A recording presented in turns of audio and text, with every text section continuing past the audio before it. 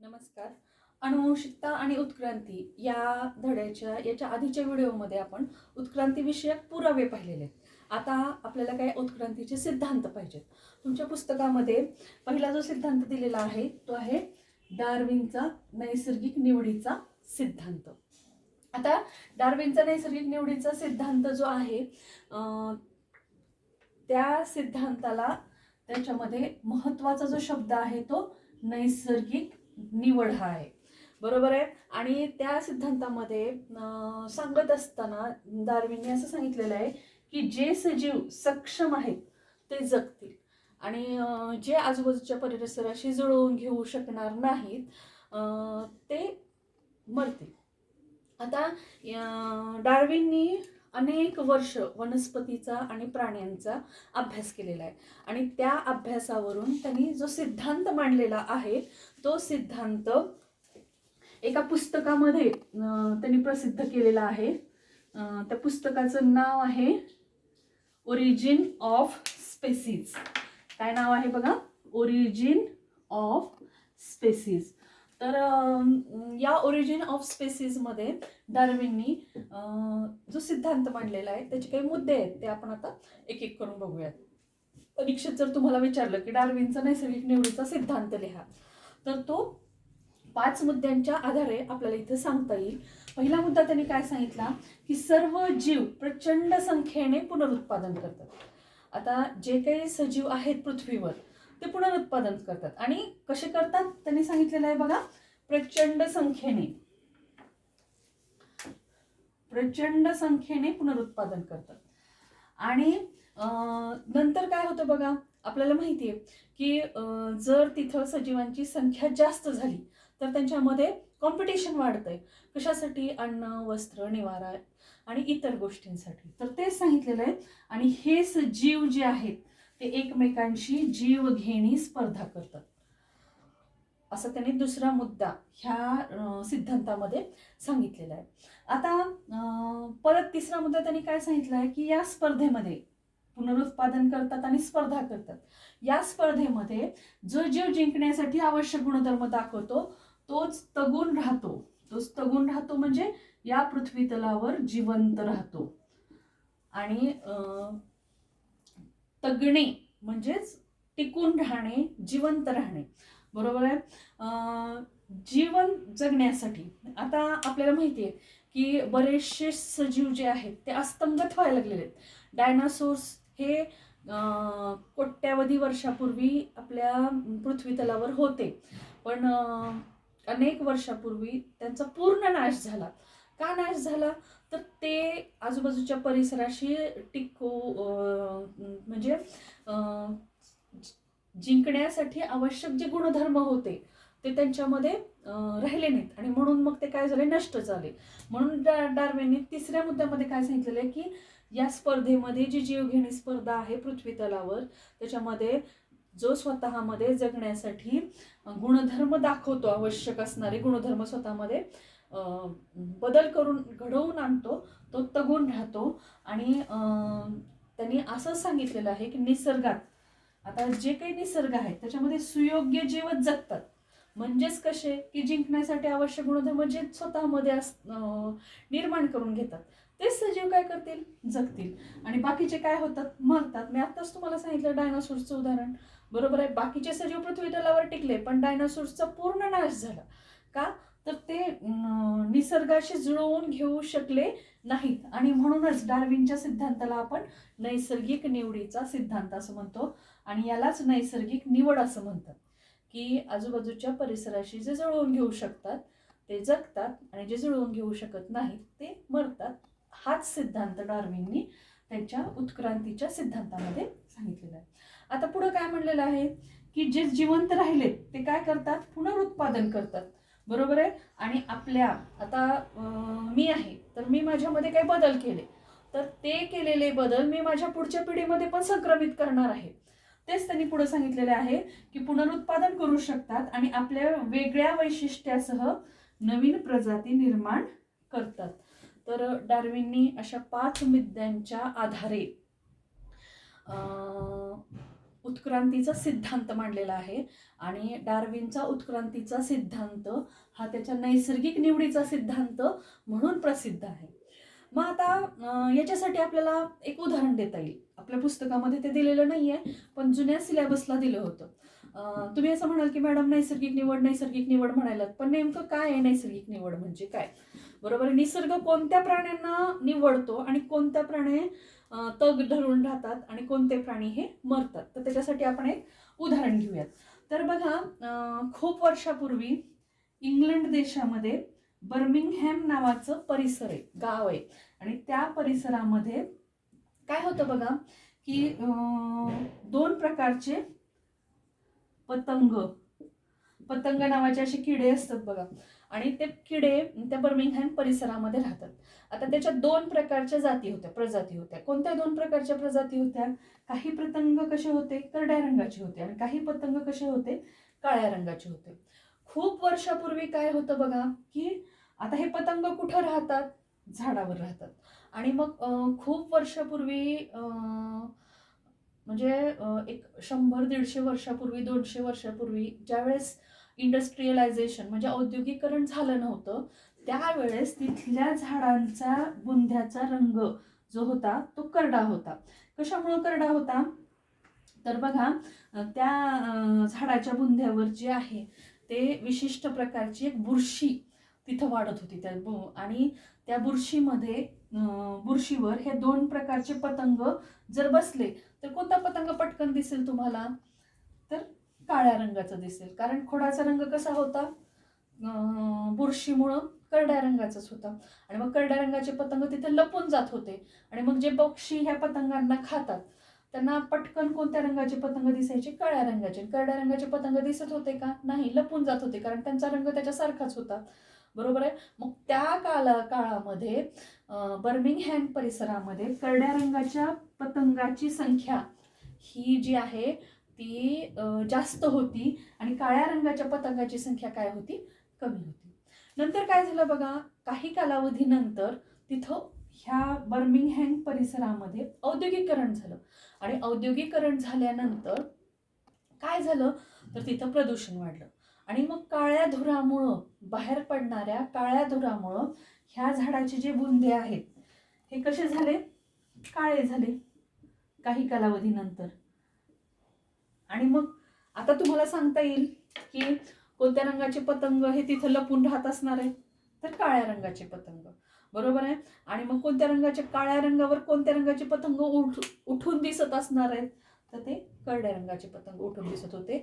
आणि मग ते पक्षी पटकन त्या करड्या रंगाच्या पतंगांना खायला लागले. आणि मग अशा स्थितीमध्ये ज्यावेळेस तिथं प्रदूषण वाढलं, झाडाचे बुंदे काळे झाले, त्यावेळेस कोणत्या रंगाच्या पतंगाची संख्या जास्त झाली? काळ्या रंगाच्या पतंगाची. आणि कोणत्या रंगाच्या पतंगाची संख्या कमी झाली? करड्या रंगाची. आता पतंग म्हणजे एक प्रकारचा किडा आहे असं मी तुम्हाला आत्ताच सांगितलेलं आहे. बघा, आपल्याकडे पण दिसतात लाईटचे पावसाळ्यामध्ये दिसणारे किडे. तर अशा पद्धतीनं मग तुम्हाला लक्षात आलं असेल की निसर्ग निवडतोय कुणाला? अशा हे नैसर्गिक निवडीच्या ह्याच्यासाठी एक उदाहरण इथं सांगितलेलं आहे. तर नैसर्गिक निवडीचा सिद्धांत हा 5 मुद्द्याच्या आधारे आत्ता आपण बघितला. आता उत्क्रांतीविषयक सिद्धांत सांगत असताना डार्विनने जो सिद्धांत सांगितला तो तंतोतंत मान्य झाला का? नाही. त्यातल्या काही गोष्टी काय होत्या? अमान्य होत्या. डार्विनने असं सांगितलं की उत्क्रांतीसाठी नैसर्गिक निवड हा एकच मुद्दा महत्वाचा आहे. पण बाकीच्या शास्त्रज्ञांनी काय सांगितलं की त्याच्यामध्ये आता काही आक्षेप घेतले. आक्षेप म्हणजे काही गोष्टी अमान्य केल्या, आम्हाला ह्या मान्य नाहीत असं सांगितलेलं आहे. आणि मग आक्षेप म्हणजे काही गोष्टी ज्या मान्य झाल्या नाहीत किंवा काही गोष्टी ज्या त्यांना सांगता आल्या नाहीत त्या इथं डार्विनच्या सिद्धांतातील आक्षेपामध्ये त्यांनी सांगितलेल्या आहेत. आता कोणत्या गोष्टी त्यांच्या सिद्धांतामध्ये आक्षेपामध्ये सांगितलेल्या आहेत? तर पहिली महत्वाची गोष्ट म्हणजे मी आत्ता तुम्हाला काय सांगितलं की डार्विनने असं सांगितलं होतं की नैसर्गिक निवड ही एकमेव प्रक्रिया आहे जी की उत्क्रांतीस कारणीभूत आहे. पण इथं महत्त्वाचा मुद्दा असा आहे की त्याला फक्त नैसर्गिक निवड ही कारणीभूत आहे, पण ती एकमेव नाही. म्हणून त्यांनी पहिला जो आक्षेप मांडलेला आहे तो असा दाखवलेला आहे, नैसर्गिक निवड ही एकमेव गोष्ट उत्क्रांतीला कारणीभूत नाही. हा पहिला आक्षेप त्यांनी तिथं सांगितलेला आहे. आता त्याच्यानंतर काय झालं की बघा, बऱ्याच ठिकाणी आता काही गोष्टी ह्या उपयोगी होत्या, काही गोष्टी ह्या निरुपयोगी होत्या. मग डार्विननी त्याच्या सिद्धांतामध्ये त्याचा काहीच उल्लेख केलेला दिसत नाहीये. म्हणून दुसरा अक्षर त्यांनी काय म्हणला की उपयोगी बदल आणि निरुपयोगी बदलाचं स्पष्टीकरण हे डार्विनला देता आलं नाही. आणि तिसरा मुद्दा जे आहे ते काही बदल कसे होतात, सावकाश होतात, आणि काही बदल कसे होतात, पटकन होतात. तर सावकाश होणारे बदल आणि एकदम होणारे बदल याचा उल्लेख सुद्धा डार्विनने त्याच्या सिद्धांतामध्ये केलेला नाही. आणि म्हणून ह्या 3 गोष्टी ह्या डार्विनच्या सिद्धांतामध्ये आक्षेप घेण्यासारख्या आहेत. म्हणून त्याच्या सिद्धांताचे आक्षेप हे आपल्याला या 3 मुद्द्यांच्या आधारे सांगता येतील. जरी डार्विनचा सिद्धांत पूर्णपणे मान्य झाला नसला तरीही उत्क्रांतीच्या सिद्धांतामध्ये डार्विनचा सिद्धांत हा एक मैलाचा दगड आहे, म्हणजे खूप उपयोगी आहे असं त्यांनी तिथं शेवटी सांगितलेलं आहे. बरोबर आहे. तर हा तुम्हाला आता समजलेला असेल. आता ह्याच्यानंतर अनेक शास्त्रज्ञांनी पुढेही उत्क्रांतीविषयी माहिती सांगितलेली आहे. आपल्या पुस्तकामध्ये 2 सिद्धांत सांगितलेले आहेत. पहिला आहे डार्विनचा सिद्धांत, आणि आता दुसरा आपण जो पाहणार आहोत तो आहे जीन बापिस्ट यांचा जीन बापिस्ट लॅमार्क यांचा लॅमार्कवाद हा सिद्धांत आपण पाहणार आहोत. आता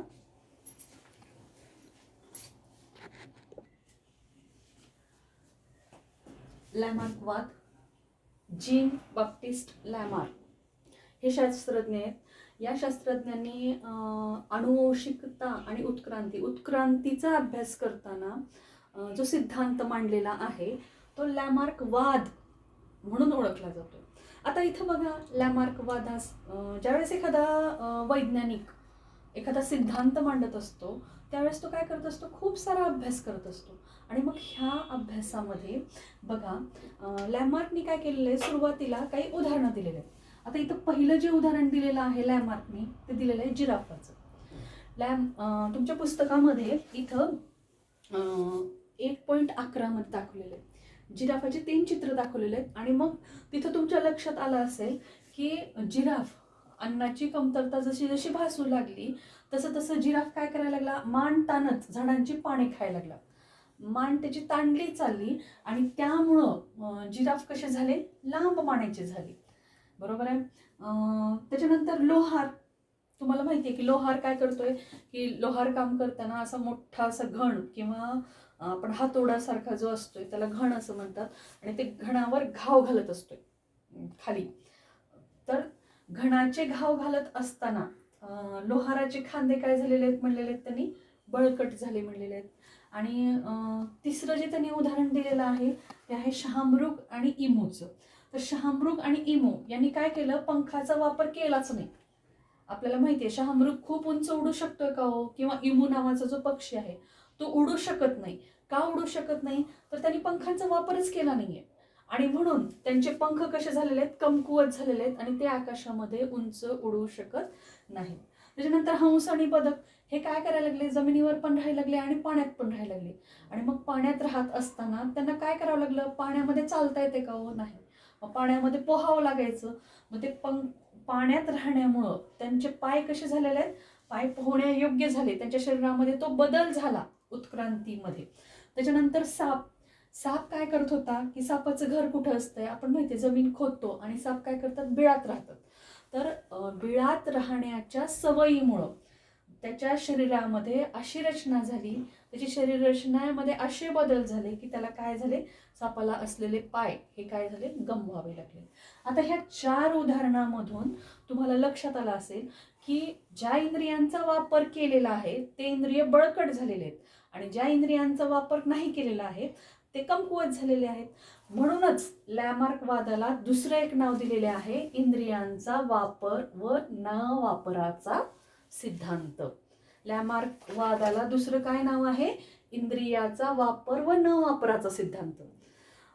हे ह्या उदाहरणावरून लॅमार्कनी सांगितलेलं आहे आणि म्हणून त्याच्या सिद्धांताला हे दुसरं नाव दिलेलं आहे. आणि अजून एक महत्त्वाची गोष्ट लॅमार्कनी काय सांगितलेली आहे की ती म्हणजे मिळवलेल्या बदलाच्या संक्रमणाचा सिद्धांत. आता ही गोष्ट फार महत्त्वाची आहे. बघा, मिळवलेल्या बदलाच्या संक्रमणाच्या सिद्धांतालाच त्यांनी संपादित गुणांचा अणुवंशवाद असं म्हणलेलं आहे. आपण ज्यावेळेस तो सिद्धांत बघणार आहोत त्यावेळेस तुम्हाला लक्षात येईल. पण लॅमार्क वादाचा सिद्धांत पाहण्यापूर्वी मला तुम्हाला दोन गोष्टी सांगायच्या आहेत की दोन प्रकारचे गुणधर्म असतात जे की माता पित्याकडून पुढच्या पिढीमध्ये संक्रमित होत असतात. बरोबर आहे. तर तुम्ही माहिती आहे अनुवंशिक गुणधर्म म्हणजे कोणते गुणधर्म, तर जे गुणधर्म मात्या पित्याकडून पुढच्या पिढीमध्ये संक्रमित होतात त्याला अनुवंशिक गुणधर्म म्हणतात. उदाहरणार्थ बघा, आपण पाहिलेलं आहे की डोळ्याचा रंग, आईचे जर डोळे घारे असतील किंवा आजीचे डोळे घारे असतील तर नातीचे होतात, आईचे वडिलांचे असतील तर मुलांचे डोळे घारे होतात. मग ते डोळ्याचा रंग जो आहे किंवा कुरळे केस असेल किंवा उंची असेल, रंग असेल, हे जे सगळे लक्षणं आहेत त्याला आपण काय म्हणतो, अनुवंशिक लक्षणं म्हणतो किंवा अनुवंशिक गुणधर्म म्हणतो. का तर ते आई वडिलांकडून जनुकाद्वारे एका पिढीकडून दुसऱ्या पिढीकडे संक्रमित झालेले आहेत. परंतु असे काही गुणधर्म आहेत की जे आई वडिलांमध्ये नसतात पण त्या सजीवाने त्याच्या जीवन कालावधीमध्ये स्वतः ते संपादित केलेले असतात. आता उदाहरणार्थ बघा, लता मंगेशकरचं आपण उदाहरण घेऊयात. त्यांचा आवाज खूप सुंदर आहे, बरोबर आहे. मग तो जो आवाज आहे किंवा त्या ज्या गाणं म्हणतात, एवढं सुंदर गाणं जे आहे ते त्यांच्या आई वडिलांकडून पुढच्या पिढीमध्ये संक्रमित झालेलं आहे का? नाही. तर लता मंगेशकर यांनी ते शिकलेलं आहे, गाणं, आवाजातला लय, बरोबर आहे, संगीत शिकणे आणि संगीतात तज्ज्ञ होणे, हे लता मंगेशकर यांनी स्वतः संपादित केलेलं आहे, मिळवलेलं आहे त्याच्या जीवन काळामध्ये. आलं का लक्षात? तर लॅमार्कने संपादित गुणांचा अनुवंशवाद मांडला. किंवा अजून एक उदाहरण तुम्हाला साधं सोपं घेऊयात की बॉडी बिल्डर्स असतात बघा. तर ते बॉडी बिल्डर्स जे आहेत ते खूप व्यायाम करून आणि अन्न आहार योग्य प्रमाणात घेऊन बॉडी बिल्डिंग करतात, बरोबर आहे. मग त्या बॉडी बिल्डर्समध्ये जे मांस किंवा त्यांच्या शरीराची रचना आहे ती आईवडिलांकडून अनुवंशिकरित्या आलेली असते का? नाही. तर त्यांनी त्या इंद्रियाचा वापर करून, व्यायाम करून आणि अन्न योग्य प्रमाणात घेऊन, ऊर्जा योग्य प्रमाणात मिळवून त्यांच्या जीवन काळामध्ये ती बॉडी तयार केलेली आहे. त्याला संपादित गुण असं म्हणतात. बॉडी बिल्डिंग म्हणा किंवा संगीत शिकणे म्हणा किंवा क्रिकेटर्स आहेत आता, तर ते क्रिकेट जे शिकलेलं आहे ते त्याच्या आई वडिलांकडून आले का? नाही. तर ते कसे आलेले आहेत? स्वतः त्यांनी त्यांच्या जीवन काळामध्ये जे गुणधर्म मिळवलेले असतात त्यांना संपादित गुण म्हणायचं. आणि अनुवंशिक गुण कशाला म्हणायचं? तर जे आई वडिलांकडून आलेले आहेत. असे दोन प्रकारचे गुणधर्म आहेत. तर लॅमार्क वाद हा संपादित गुणावर अवलंबून आहे. त्यांनी तेच सांगितले की ज्या इंद्रियाचा आपण संपादित गुण म्हणजे जे इंद्रियाचा आपण वापर करतोय त्याच्यामुळं जे गुण आपल्याला मिळालेले ते संपादित गुण आहेत.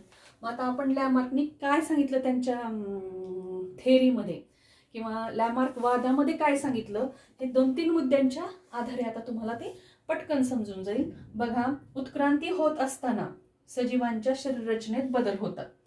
आता आपण पाहिलेले आहे उत्क्रांती प्रक्रिया सुरुवातीपासून ज्यावेळेस आपण शिकायला लागलो, उत्क्रांतीचे पुरावे ज्यावेळेस आपण शिकलो त्यावेळेस सुद्धा आपण पाहिलेलं आहे की शरीराच्या रचनेमध्ये काय होतात, उत्क्रांतीमध्ये बदल होत असतात.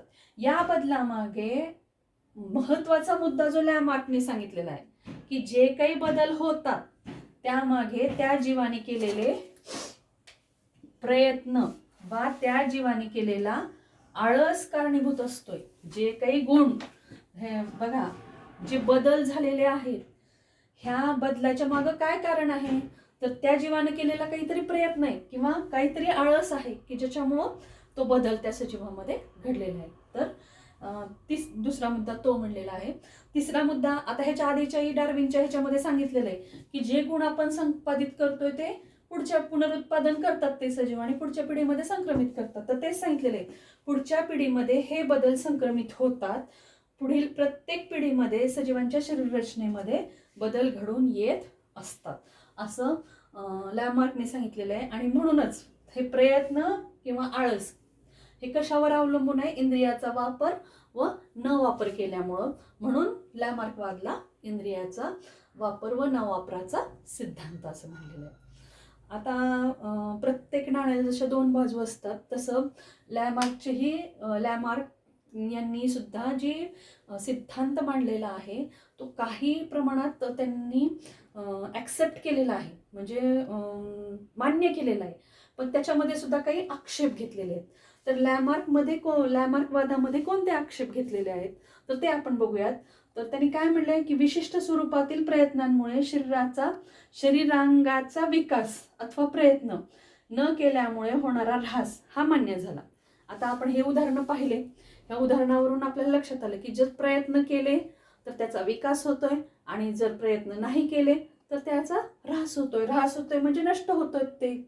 आता सापाचं उदाहरण आपण बघितलं की पाय न वापरल्यामुळं नष्ट झाले, त्या पायांचा ऱ्हास झाला.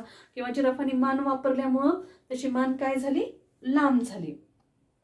परंतु दुसरा जो मुद्दा त्यांनी सांगितलेला आहे, स्वतःमध्ये झालेले बदल नव्या पिढीकडे दिले जात नाहीत.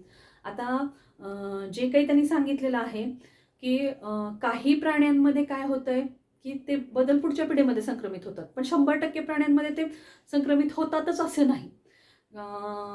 ऑगस्ट नावाचा शास्त्रज्ञ आहे, CBSEच्या पुस्तकामध्ये उदाहरण दिलेलं आहे त्याचं, की त्यांनी काय केलं, उंदरावर प्रयोग केला आणि एका उंदराचे 21 पिढ्यापर्यंत त्यांनी शेपटी कापली त्या उंदराची.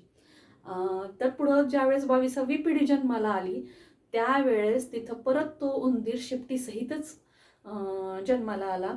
तर हे मान्य झालं नाही. तर हे त्यांनी दिलेले आक्षेप आहेत. तर हा थोडासा उत्क्रांतीविषयक सिद्धांत हे डार्विन आणि लॅमार्क यांनी मांडलेले आहेत. त्याचे काही आक्षेपही आहेत, तर त्याचा अभ्यास आपण या व्हिडिओमध्ये केलेला आहे. तुम्हाला तो समजलेला असेल असं इथं गृहीत धरून इथं आपण थांबूयात. थँक्यू.